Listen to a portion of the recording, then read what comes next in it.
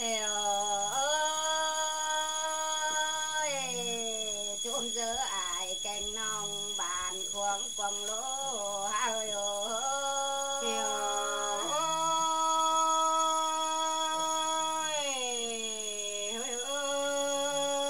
chôm hạt vỏ thuồng khảo lên chôm ảo chu côn tinh bàn tiếng ăn nặng tên đàn mà muốn lòm hát tê lò hòa có những người ơi thế ơi hậu có ba cả thiên có sàn tánh tâm mương bàn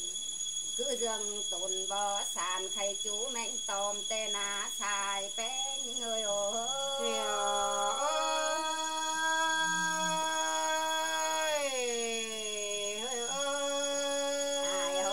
chú mẹ chôm cầu tê na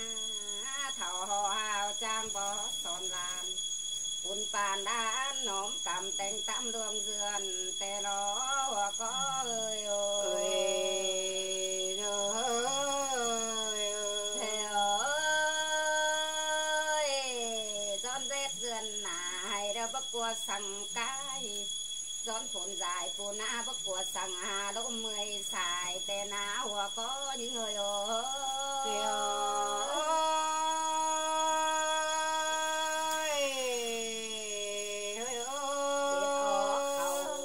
khẩu lại thua đi đường tên mắn có khương phú bùng tua phú sẵn đông hồng cầm huệ phiền lòng hao phù chế thì tên tú mời ơi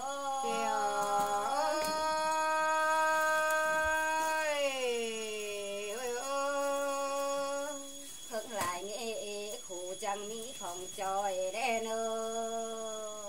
tặng cái về lại hồi mua về tổ phí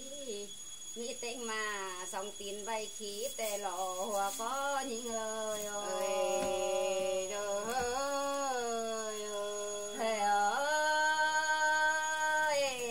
bưng ý ơi hậu bom kiên mặn có sàn căn ná thành niên hành kẻ hàn cát kiên pin hồi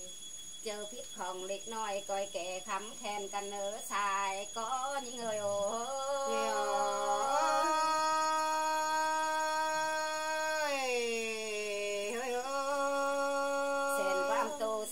cần khắp sẽ vẫn nghi đen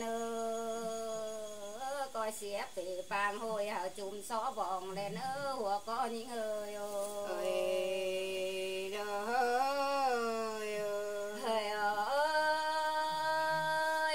phở có phăng quam bỏ son mình bàn nhà đùng